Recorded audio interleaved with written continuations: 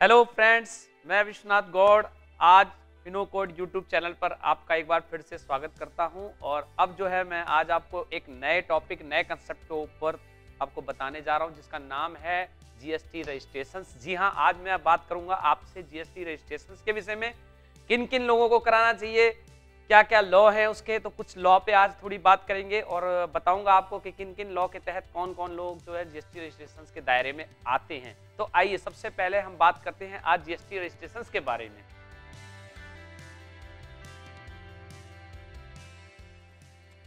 तो आज का जो हमारा टॉपिक है वो है हमारा जीएसटी रजिस्ट्रेशन।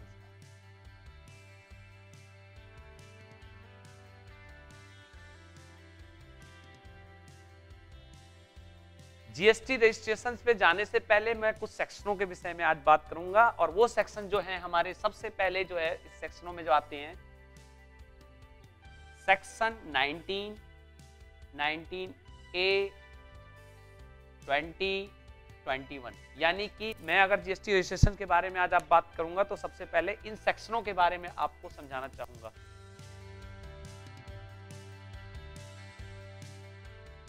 जिसमें मेरा सबसे पहला सेक्शन है section 19 sub section 1।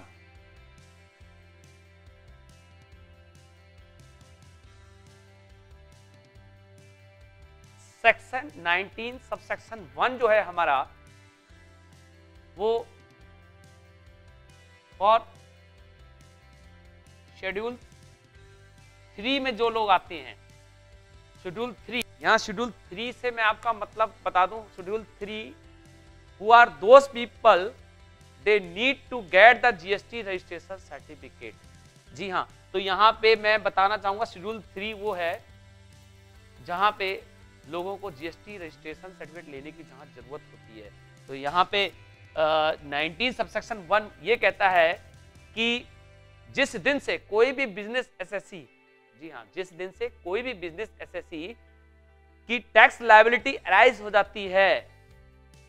Tax liability arise होने का मतलब यह है कि यदि नॉर्थ ईस्ट को हटा दें, यानी कि रेस्ट ऑफ इंडिया के जितने भी क्षेत्र हैं वहां पे यदि किसी भी बिजनेस एसएससी की एग्रीगेट टर्नओवर, जी हाँ ध्यान दीजिएगा, एग्रीगेट टर्नओवर अगर 20 लाख से क्रॉस हो जाती है तो उस केस में उस व्यक्ति को जीएसटी का रजिस्ट्रेशन कराना होगा। वो भी विद इन 30 डेज के अंदर उसे रजिस्ट्रेशन के लिए अप्लाई करना होगा। और सेकेंड चीज, फॉर नॉर्थ ईस्ट के केस में, यानी कि मैं यहाँ पे थोड़ा सा आपको बता देता हूँ। वैसे तो हमारा 19 सबसेक्शन 1 ये कहता है कि जिस दिन से टैक्स की लायबिलिटी अराइज हो जाएगी, in case of tax liability arise of business SSC,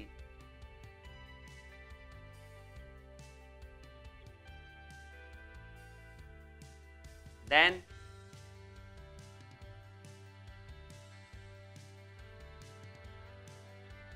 they needed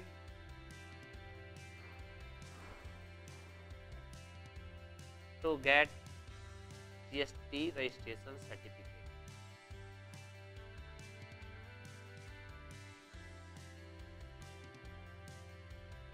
यानी कि उसको जो है यहाँ पे जीएसटी रजिस्ट्रेशन सर्टिफिकेट प्राप्त करने की आवश्यकता हो जाएगी और उसको जो है इसके लिए जीएसटी में रजिस्ट्रेशन करवाना पड़ेगा। तो मैं फिर से आपको बता दूं कि जिस दिन से उसकी टैक्स लायबिलिटी अराइज हो जाएगी उस दिन से विद इन 30 डेज के अंदर अंदर उसको जीएसटी रजिस्ट्रेशन के लिए अप्लाई करना पड़ेगा। और उसके लिए जो लिमिट दी गई है हमारे जीएसटी की तरफ से, वो ये कहा गया है कि 20 लाख, तो 20 लाख हमारी जो एग्रीगेट टर्नओवर है, aggregate turnover,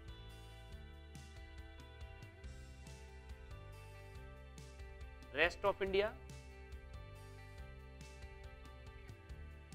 and 10 lakh aggregate turnovers northeast including Sikkim.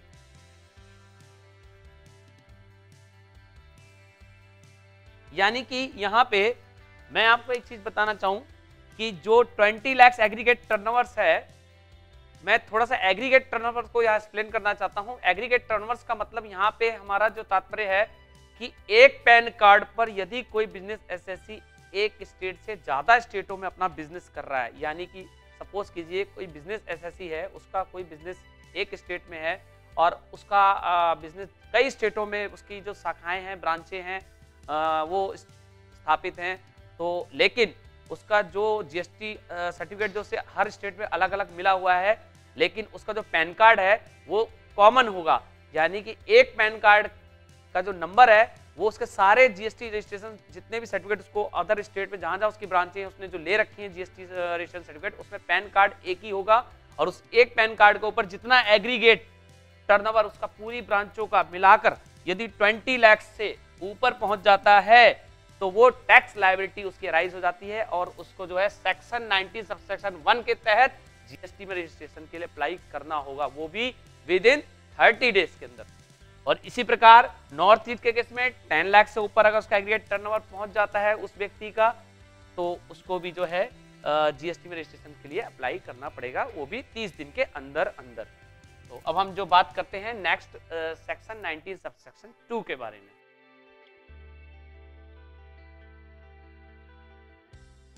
चलिए फिर मैं नेक्स्ट आपको बताता हूं 19 सबसेक्शन 2 के बारे में। जी हाँ, 19 सबसेक्शन 2 के बारे में। तो यहाँ 19 सबसेक्शन 2 जो है हमारा और बिजनेस वर्टिकल्स के लिए है।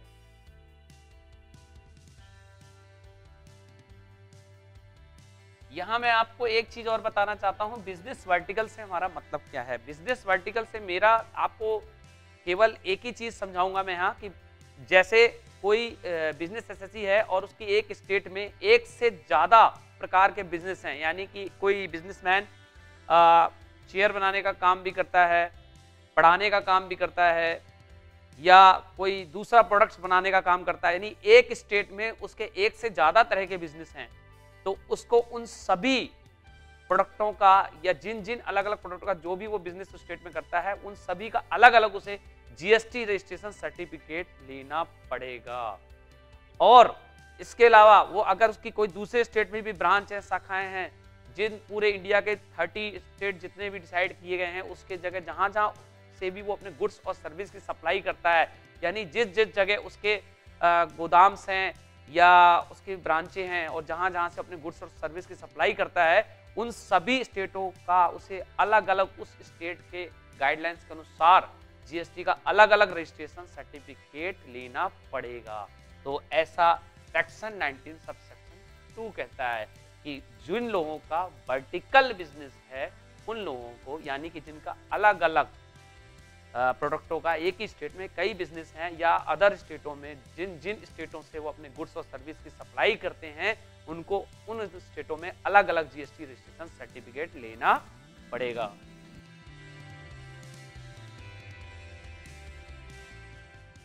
नेक्स्ट हमारा है सेक्शन 19 सबसेक्शन 3। ये हमारा फॉर वॉलंटियर रजिस्ट्रेशन है।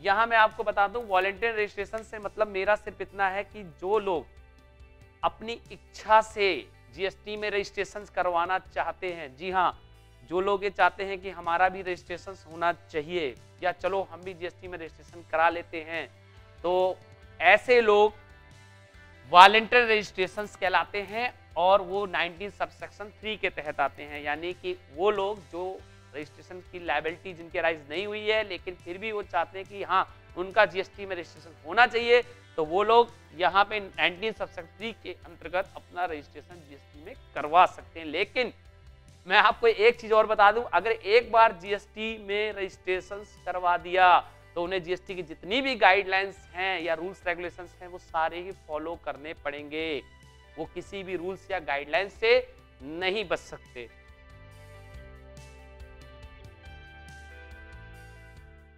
तो नेक्स्ट हम बात करते हैं सेक्शन 19 सबसेक्शन 4 के बारे में।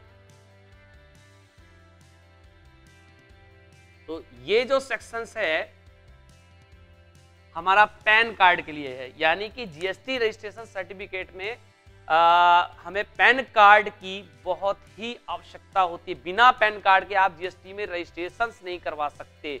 पैन कार्ड यहाँ इस केस में कंपलसरी है, और उसका मैं आपको एक एग्जांपल के साथ बताना चाहूंगा कि जीएसटी के रजिस्ट्रेशन में पैन कार्ड की क्या आवश्यकता है। तो जो जीएसटी का रजिस्ट्रेशन का जो आपको जीएसटीएन नंबर मिलता है वो कुछ ऐसा मिलता है।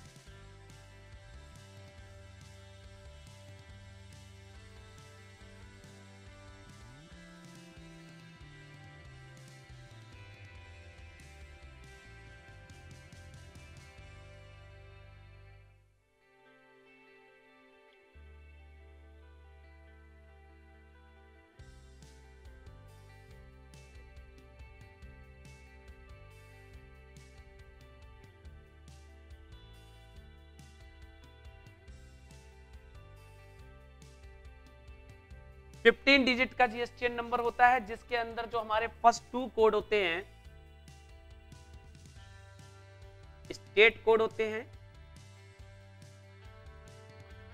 और जो हमारे 10 डिजिट होते हैं, यानी कि जो हमारे ये 3 to 12 डिजिट तक होते हैं, ये हमारा पैन कार्ड नंबर होता है।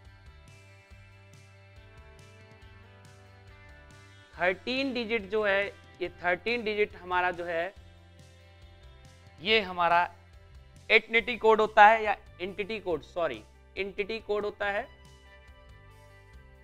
ये हमारे जीएसटी की कोडिंग को दिखाता है कि हमारे कितने रजिस्ट्रेशंस हैं, उस सीक्वेंस को दिखाता है। और जो 14 डिजिट होता है वो अभी हमारा ब्लैंक छोड़ा गया है, और 15 डिजिट जो रखा गया है ये चेक डिजिट है। यहां चेक डिजिट से मतलब है फॉर डिटेक्शन ऑफ एरर्स के लिए। तो यहाँ पे मैं आपको टोटल बता दूं कि जो हमारा सेक्शन 90 सबसेक्शन जो 4 है वो इसी विषय में है कि जीएसटी के रजिस्ट्रेशन के लिए हमारा पैन कार्ड का होना बहुत ही जरूरी है, क्योंकि उसके बिना हम जीएसटी में रजिस्ट्रेशन नहीं करा सकते। क्योंकि हमारे पहले जो 2 कोड्स हैं स्टेट कोड्स हैं, और 10 कोड्स जो हैं हमारे पैन कार्ड्स हैं, और 13 डिजिट हमारा एंटिटी कोड है जो कि हमारे जीएसटी रजिस्ट्रेशन की नंबरिंग को दिखाएगा, और जो 14 है ब्लैंक है, और 15 हमारा जो है चेक डिजिट है जो कि डिटेक्शन ऑफ एरर्स के लिए है। तो यहाँ पे आप खुद ही समझ गए होंगे कि मैं आपसे जो बात कर रहा हूँ सेक्शन 90 सबसेक्शन 4 की, कि pan card will be compulsory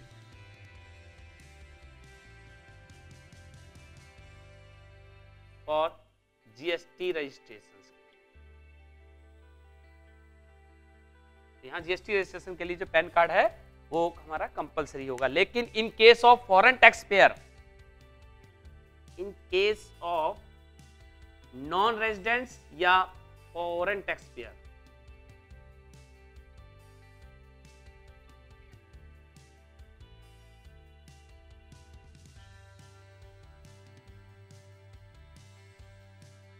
इनके केस में एक स्पेशल से यूआईएन नंबर दिया जाता है।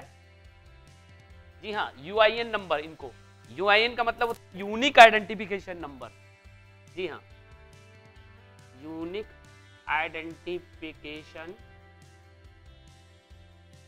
नंबर।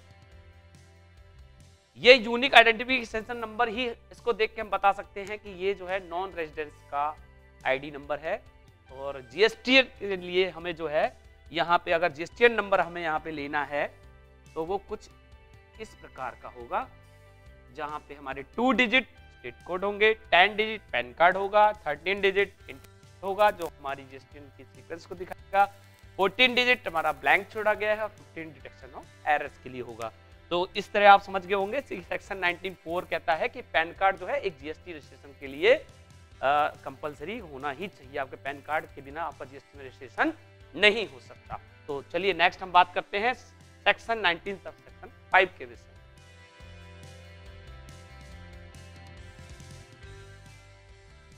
आइए नेक्स्ट बात करते हैं हम सेक्शन 19 सबसेक्शन 5 के विषय में।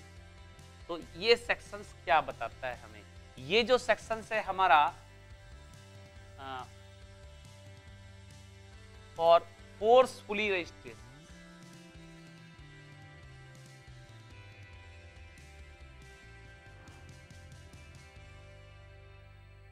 Bye GST officer. जैसा कि नाम से ही आप समझ गए होंगे कि सेक्शन 19 सबसेक्शन 5 ये कहता है कि जिन लोगों को जीएसटी में रजिस्ट्रेशन करवा लेना था लेकिन उन्होंने अभी तक जीएसटी में रजिस्ट्रेशन नहीं करवाया, जी हाँ, मतलब जीएसटी के रजिस्ट्रेशन के अनुसार, जीएसटी के लॉ के अनुसार उनकी टैक्स लायबिलिटी अराइज हो चुकी है, उनकी जो टर्नओवर है वो क्रॉस हो चुकी है और उनको अब जीएसटी में रजिस्ट्रेशन करा लेना था लेकिन उन्होंने जीएसटी रजिस्ट्रेशन के लिए अप्लाई नहीं किया और जीएसटी ऑफिसर को यदि ऐसा लगता है तो वो ऑन नोशन बिहाफ पर उनका फोर्सफुली जीएसटी में रजिस्ट्रेशन कर देगा, यानी कि उस बिजनेस एसएससी का वो जबरदस्ती जीएसटी में रजिस्ट्रेशन कर देगा, ऐसा 19 सेक्शन 5 कहता है।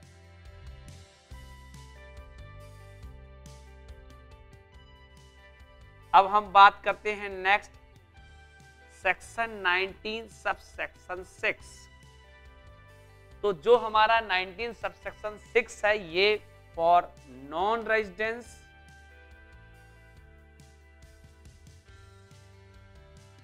या फॉरेन टैक्स पेयर के लिए, फॉरेन टैक्स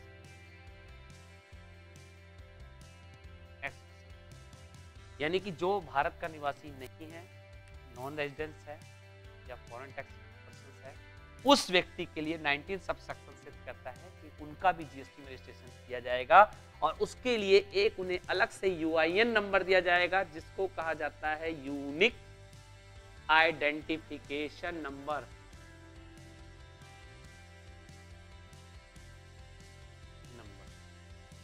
यानी कि जब उनका रजिस्ट्रेशन किया जाता है तो उन्हें एक अलग से यूआईएन नंबर दिया जाता है जिसे कहा जाता है यूनिक आइडेंटिफिकेशन नंबर, जिसके बिहाफ पे वो भी जो है टैक्स पे कर सकते हैं। तो जीएसटी के लिए जो है 19 सबसेक्शन 6 यहाँ नॉन रेजिडेंट और फॉरेन टैक्स पेयर के लिए है।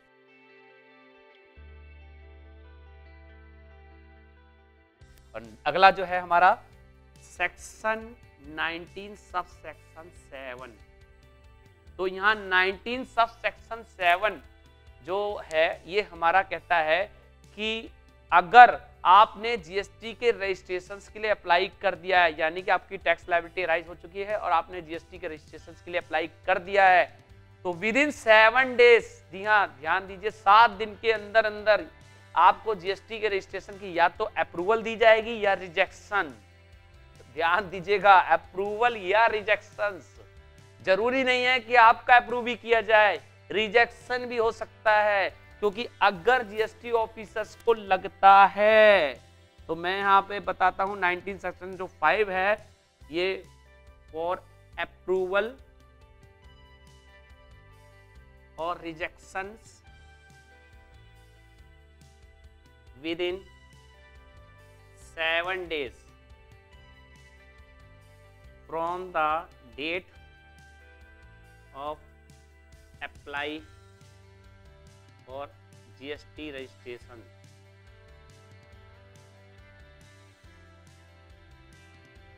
by GST officers।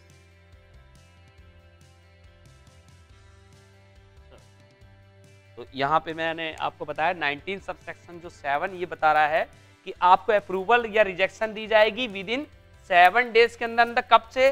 Date of apply for the GST registration certificate, यानी कि जीएसटी रजिस्ट्रेशन के लिए जिस दिन से आपने अप्लाई किया है, जो एप्लीकेशंस लगाई है, उससे 7 दिन के अंदर अंदर या तो आपको अप्रूवल दी जाएगी या आपको रिजेक्शन दी जाएगी। रिजेक्शन अगर जीएसटी ऑफिसर्स को ये लगता है कि आपने जो इंफॉर्मेशन दी है उसमें जो डॉक्यूमेंट्स हैं अगर वो उसको गलत लगते हैं या उसको ये ऐसा लगता है कि जो आपने इंफॉर्मेशन दी है वो रॉन्ग है, गलत है, तो वो उसको कैंसिल भी रिजेक्ट भी कर सकता है, लेकिन उससे पहले आपको एक बार सुनने का मौका अवश्य दिया जाएगा। जी हाँ, नेक्स्ट है हमारा 19 ए यानी कि 19 सबसेक्शन ए। तो चलिए अब हम उसके बारे में बात करते हैं।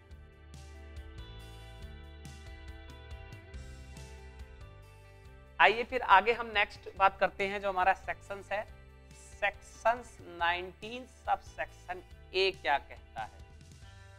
तो जीएसटी रजिस्ट्रेशन लॉ का 19 सब सेक्शन ए हमें ये बताता है कि जो लोग कैजुअल टैक्स पर्सन हैं, कैजुअल टैक्स पर्सन, यहाँ कैजुअल टैक्स पर्सन का मतलब मैं आपको थोड़ा समझाना चाहता हूँ। वो लोग जिनका बिजनेस डिसकंटिन्यूज है, यानी कि जो लोग बिजनेस बदल बदल के करते हैं, या आज दिल्ली में कर रहे हैं, कल कलकत्ता में उन्होंने अपना बिजनेस कर लिया, परसों अहमदाबाद में कर लिया, और बिजनेस को भी बदलते रहते हैं। जैसे उस टाइम पहले वो LIC का काम कर रहे थे, आज वो पढ़ाने का काम कर रहे हैं, कल वो तीसरा काम कर रहे हैं। तो ऐसे लोग जो कैजुअल कैटेगरी में आते हैं उनको कहा जाता है कैजुअल टैक्स पर्सन्स। और कैजुअल टैक्स पर्सन्स का रजिस्ट्रेशन 19 सब सेक्शन ए के अंडर में किया जाता है, और उनका रजिस्ट्रेशन जो होता है only for number 1 only for 90 days के लिए होता है। जी हाँ, केवल 90 दिन के लिए उनका रजिस्ट्रेशन किया जाता है। और सेकंड बात, जो सरकार हमें लगता है कि कैजुअल टैक्स पर्सन को किसी भी तरह से बख्शने के मूड में नहीं लग होती, और यहाँ पे जो उनको थोड़ा सा सख्त किया गया है, यानी कि उनको जो है एडवांस टैक्स भी जमा कराना है। यहाँ उनको एक एडवांस टैक्स भी जमा कराना होता है।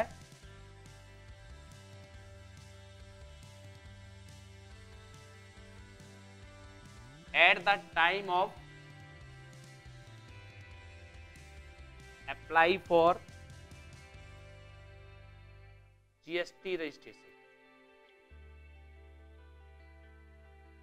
जीएसटी रजिस्ट्रेशन, यानी कि यहां पे उन्हें जो है एक एडवांस टैक्स भी जमा कराना पड़ता है जिस टाइम वो जीएसटी के रजिस्ट्रेशन सर्टिफिकेट के लिए एप्लीकेशंस लगा रहे हैं, अप्लाई कर रहे हैं, उस समय उन्हें जो है एक एडवांस टैक्स की राशि भी जमा करानी होती है। बट जो एडवांस टैक्स होता है, यहाँ पे नोट करना थोड़ा, जो वो उन्हें एडवांस टैक्स जमा कराना होता है on only estimated basis। ध्यान रखिएगा, ओनली, क्योंकि एक कैजुअल टैक्स पर्सन को ये नहीं पता कि उसकी इनकम आगे कितनी होगी या उसकी सेल कितनी, उसकी टर्नओवर कितनी रहेगी। तो यहाँ पे उसको सिर्फ एक लम सम एस्टिमेटेड बेस पे एडवांस टैक्स की राशि जो है जिस दिन वो अपने जीएसटी रजिस्ट्रेशन के लिए अप्लाई कर रहा है उसी दिन उसको जमा करानी होगी। और जो उसको रजिस्ट्रेशन मिलेगा, सर्टिफिकेट जो रजिस्ट्रेशन मिलेगा, वो केवल 90 दिनों के लिए दिया जाएगा। और यदि उसे आगे 90 दिनों के बाद दोबारा से उसको एक्सटेंड कराना है तो अगेन जो उससे रजिस्ट्रेशन सर्टिफिकेट दिया जाएगा वो भी 90 दिनों के लिए दिया जाएगा। और दोबारा जब वो 90 दिनों के लिए अगेन एक्सटेंड करेगा जीएसटी रजिस्ट्रेशन सर्टिफिकेट के लिए, तो उस टाइम भी उसे दोबारा से एडवांस टैक्स के रूप में एस्टिमेटेड बेस पर जो है उसको उसी टाइम अप्लाई करते समय जमा करानी होगी। तो आप समझ गए होंगे सेक्शन 19 सब सेक्शन ए, जो कि केवल कैजुअल टैक्स पर्सन्स के विषय में है।